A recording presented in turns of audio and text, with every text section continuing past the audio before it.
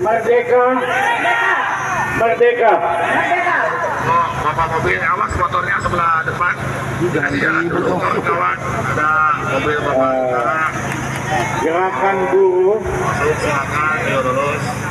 Saya bahagia sekali berada di tengah-tengah kawan buruh sejuta orang hari ini. Gerakan buruh hari ini mewakili bukan hanya aspirasi buruh, tapi aspirasi rakyat biasa.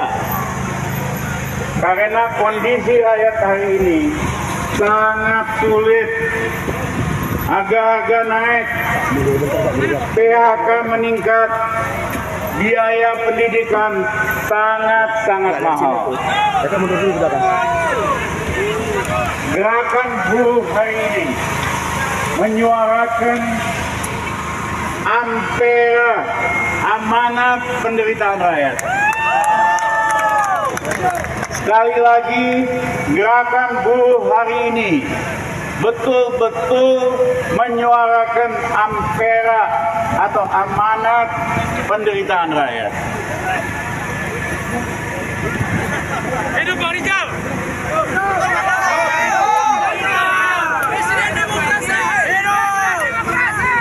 Undang-undang Omnibus Law ini, saya lebih suka menyebutnya undang-undang cilaka.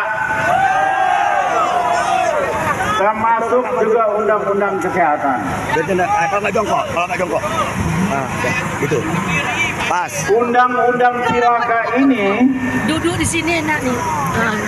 Merupakan pintu masuk dari perbudakan modern. Zaman Belanda dulu, rakyat kita kerja paksa, kerja yang tidak mampu meningkatkan kesejahteraannya, betul-betul undang-undang perburuhan yang kolonial. Hari ini undang-undang cilaka ini adalah model undang-undang perbudakan modern. Kenapa? Pekerja nggak ada jaminan pekerjaan seumur hidup. Tidak ada jaminan untuk peningkatan kesejahteraan keluarga. Tidak ada jaminan kesehatan. Apa itu artinya? Itu perbudakan modern. Rejim Jokowi menjalankan perbudakan modern identik dengan neokolonial baru. Rakyat kita tidak ada harapan walaupun bekerja siang malam. Alasan Omni Cilaka ini mengada-ada, fiktif, karena tidak ada kegentingan ekonomi. Mereka katakan undang-undang ini perlu karena ekonomi genting. Bohong apa benar itu?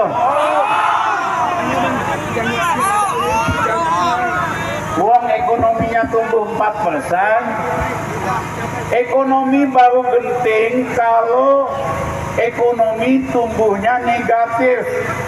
Seperti tahun 98 minus 12,7%. Itu genting.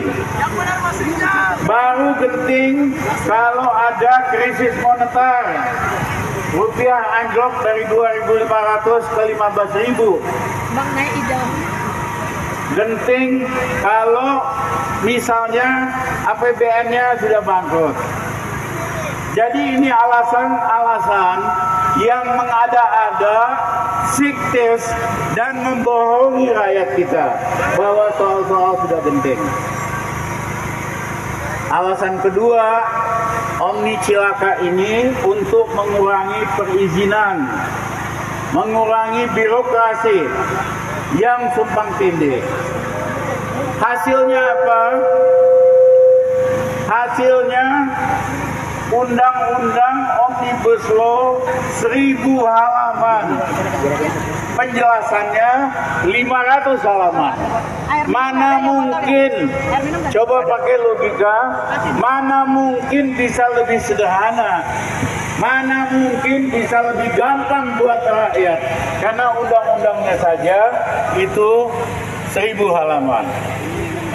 Justru yang terjadi, undang-undang untuk usaha kecil dan menengah itu semakin ribet. Dan kalau dia ribet, jadi peluang untuk sogok menyogok para pejabat. Setelah 3 tahun undang-undang ini, tidak ada peningkatan investasi besar-besaran, kecuali di sektor pertambangan. Negara-negara lain nggak ada tuh omnibusan, tapi berhasil menarik investasi paling besar seperti Vietnam, berhasil menarik investasi seperti di Thailand, seperti di India. Kagak ada itu undang-undang omni. Hei Jokowi, lu belajar dulu dari Vietnam. Hei Jokowi, lu belajar dulu dari India. Hei Jokowi, lu belajar dulu dari Thailand. Kagak ada itu undang-undang omni, cilaka di situ.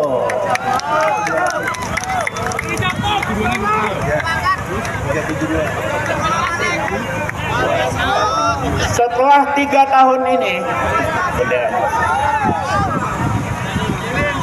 copot. Omni Law ini berhasil memiskinkan buruh dan keluarganya. Upah hanya naik berapa persen, lebih rendah dari inflasi. Kejam ini. Ngaku negara Pancasila, ngaku negara kemanusiaan, dia paksakan upah buruh naik lebih rendah dari inflasi makanan. Itu namanya pemerintah Jokowi ngajak kita semua miskin secara berjamaah. Dia sendiri sama pejabatnya kagak miskin, malah makin kaya. PHK semakin meningkat, outsourcing semakin meluas. Inilah bentuk dari perbudakan modern. Itulah kenapa kita harus lawan, kenapa undang-undang ini harus dicabut. Ada nggak jalan pamungkas? Ada. Satu, Jokowi tahu diri, cabut ini undang-undang. Mungkin nggak? Tidak mungkin.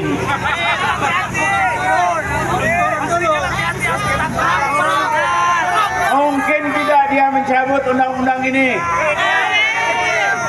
Tidak mungkin, wong dablek kok nyabut. Wong dablek kok nyabut. Ada jalan pamungkas. Kita hapuskan threshold 20% menjadi 0%. Sehingga demokrasi kriminal, uang itu dihapuskan. Dan yang kedua, akan terpilih pemimpin-pemimpin yang mengabdi buat rakyat, bukan buat cukong dan oligarki. Sistem threshold 20% ini membuat semua pemimpin itu mengabdi kepada cukongnya dan oligarki. Jadi sekali dayung 1-2 pulau terlampaui. Kita hapuskan threshold jadi 0, otomatis nanti kita bisa menghapuskan undang-undang Omnibus Law. Kita bisa membatalkan IKN, Ibu Kota Abal-Abal. IKN itu Ibu Kota Abal-Abal. Hasil ngelindurnya Jokowi. kita akan turunkan harga BBM, listrik, dan biaya pendidikan. Itu hanya mungkin kalau threshold dihapuskan, sehingga terpilih pemimpin-pemimpin yang betul-betul bekerja untuk rakyat. Jokowi telah gagal mencerdaskan dan mensejahterakan rakyat. Padahal tujuan kemerdekaan Indonesia itu pemimpin harus mencerdaskan rakyat dan meningkatkan kesejahteraan rakyat. Jokowi dengan kebohongannya yang berkali-kali, dengan janji-janji abal-abalnya, tidak mencerdaskan rakyat, justru membuat bodoh rakyat. Jokowi dengan memakai para buzzer bayaran justru memperbodoh rakyat dan bangsanya.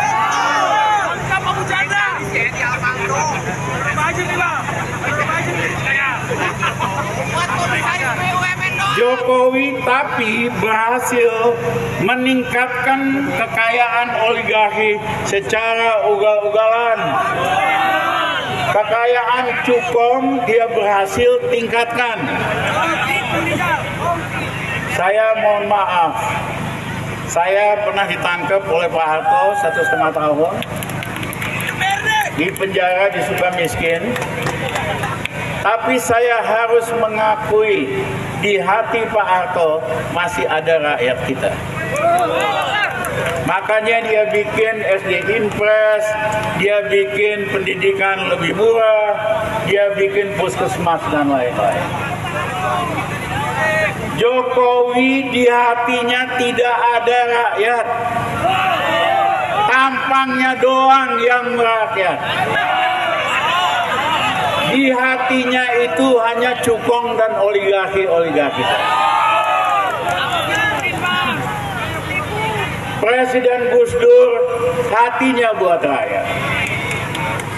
Waktu saya diangkat ketua Bulog, Gus Dur hanya pesan, Rizal, kamu bikin senang hati rakyat.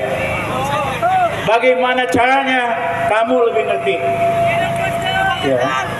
Jadi pemimpin yang masih ada hatinya sama rakyat akan berbuat untuk meningkatkan kesejahteraan rakyat. Ini meningkatkan kagak bisa, meningkatkan pendapatan rakyat kagak bisa, tapi malah bisa bikin rakyat lebih susah, lebih menderita. Masa pemimpin begini kita pertahankan? Jokowi juga memperluas KKN dan membangun politik dinasti. Bayangin itu anaknya jadi wali kota, bupati, mantunya, kayaknya luar biasa, investasi ratusan miliar dari duit sogokan.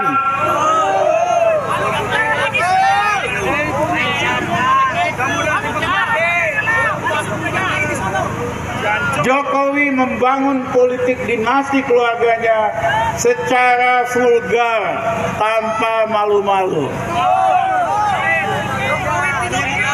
Pelanggaran konstitusional Jokowi sudah sangat banyak dan luas, mencakup berbagai sektor negara.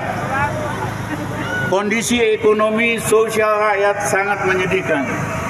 KKN dan korupsi sangat masif. Hukum rusak karena hanya jadi alat kekuasaan.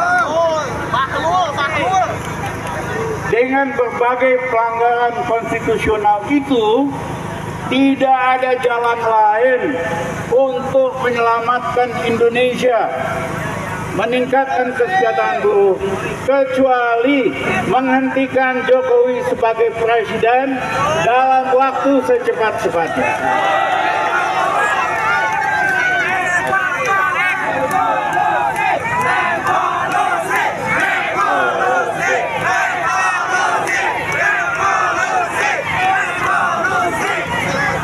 Agar kita bisa mencegah berbagai kerusakan Indonesia berkelanjutan, pilihan satu-satunya menghentikan Jokowi dalam waktu secepat-cepatnya. Merdeka! Merdeka! Merdeka! Allahu Akbar! Allahu Akbar! Allahu Akbar!